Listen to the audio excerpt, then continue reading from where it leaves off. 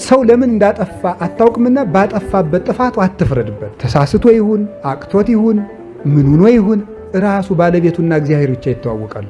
አትፍረዱ። በጣም ከባዱ ኃጢአት የመፍረድ ኃጢአት። ሰውን ይመፍረድ። አንተ እንደው አታፍርም? በስመ አብ ወወልድ ወመንፈስ ቅዱስ አሐዱ እንዲሁ ነህ እንደው አንተ እንዲህ ታደርጋለህ አይባል። ሰይጣን ያንን የፈረድንበትን ኃጢአት እኛ ላይ ነው የሚያሰፍረው። እግዚአብሔርም ረድኤቱን ይነሳናል።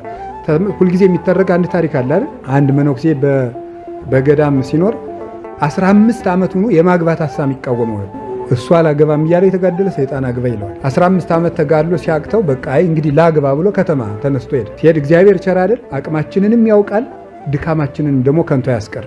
አንድ የበቃ ባይታዊ ይኸውላችሁ፣ አንዱ ባይታዊ ሂዶ ጠየቀ። እጅ ቀድሞ ሂዶ ምን ሆነ ነው አለ። አባቴ እኔማ የዝሙት ኃጢአት እየፈተነኛል። አንተ የእንጦንስና የመቃርስን ቆብዘህ እንደዚህ ስታስብ አታፍር? ምኑ ማፈሪያ ነህ? ተበልሶ ተስፋ ቆርጦ ወጣ። ስለዚህ በገዳም ያሉ አባቶች ምን ያሉ? ላልተፈተነ መነኩሴ ጾርህን አታውራ ይላል። ተፈትኖ የማያውቅ ሰው ብትነግረው ኦሮ ጊዜያ የመድኃኒዓለም ያለን።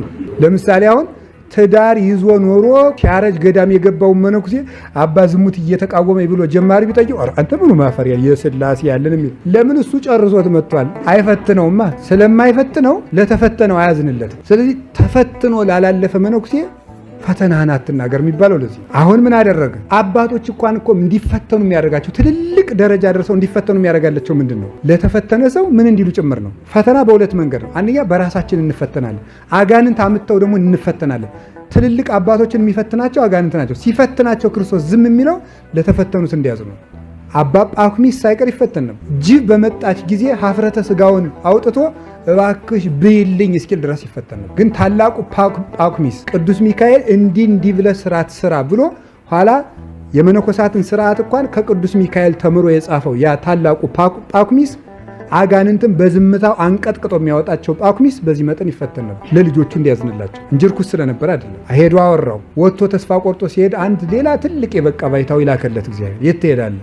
እንዲህ ተፈትኝ ባላደረገና በል እንዲህ አድርግ፣ እየዋልክ ብላ፣ ዮሐንስ ወንጌል ድገም፣ ተስፋ አትቁረጥ፣ ትትና ይኑርህ ብሎ መከረውና ይቀልልሃል ብሎ መክሮት ሄደና ለሰው እንዲያዝን ለዚያ ላልተፈተነው ሽማግሌ የዚህን የወጣቱን መነኩሴ ዝሙት ገልብጥበት እግዚአብሔር አለ። እንደ ንብ ወስዶ አሰፈረበት። በዚያ ላይ ያኛው 15 ዓመት የለፋበትን እሱ በአንድ ቀን ተነስቶ ወደ ከተማው በአንድ ቀን እያበደ ጨርቁን ጥሎ የት እየሄድክ ነው አለው። ደግሞ ያው ቆየው ደግሞ አያችሁ፣ ያው ባይታዊ ቆየው መንገድ። የት እየሄድክ ነው? እንደዚህ ተፈትኘ ሁለተኛ በሰው አትፍረድ፣ ለሰው ዘንድ እንጂ አትፍረድ ብሎ ስርዓት አስተምሮ መለሰው ይላል። ደግሞ እሱም ደግሞ እንዳይጠፋ ማለት እግዚአብሔር አዛኝ ስለሆነ፣ ስለዚህ በልባችን መንቀፍ። አሁን አርምሞ የሚባል አለ።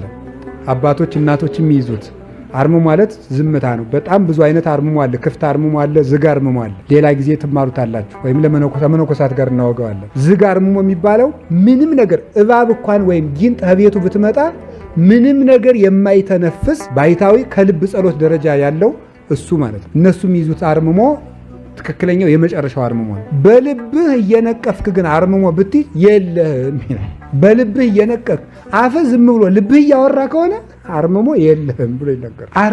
አርምሞ የሚሆነው ልብ ሲያርፍ ነው። ልብ ሲያርፍ ነው እና በልብ አለመንቀፍ። ሌላው ቀርቶ ፊልክስዩስ እንደምናገረው እንኳን ለግሉ ለገዳሙ ስርዓት ብሎ እንኳን በልቡ የሚነቅፍ መነኩሴ አርምሞ ይፈርሳል ይላል። አይ ተሰብስበው እነዚህ አውደልዳይ ገብቶ ገዳሙን አበላሸው ብሎ እንኳን በልቡ ቢነቅፍ ለስርዓት እንኳን በልቡ ተቆርቁሮ በልቡ ከነቀፈ አርምሞ ይፈርሳል። ስለዚህ ልብን በልብ ነቀፋን ማስቀመጥ፣ በልብ መተቸት፣ ሰዎችን በልብ ማነወር ወይ ገልጦ መንገር ነው። ይሄ ከፍቶብሃል። የፈለገ ትልቅ ሰው ይሆን አባቴ ይሄ ከፍቶብዎታል፣ እናቴ ይሄ ከፍቶብዎታል ብሎ መንገር ነው እንጂ በልብ መንቀፍ የምንሰራውን ስራ ሁሉ የተቀመመውን ሽቱ የሞቱ ዝንቦች ምን ይሉታል ነው የሚለው ሰሎሞን፣ ያበላሹታል፣ ያገሙታል። ጥቂት ዝንቦች አንድ ጋን ሽቱ ቢሆን 10 ዝንብ ከሞተበት ይበላሻል። ነቃፊ መሆን የሰይጣን ነው። ስለዚህ በልባችሁ አትንቀፉ።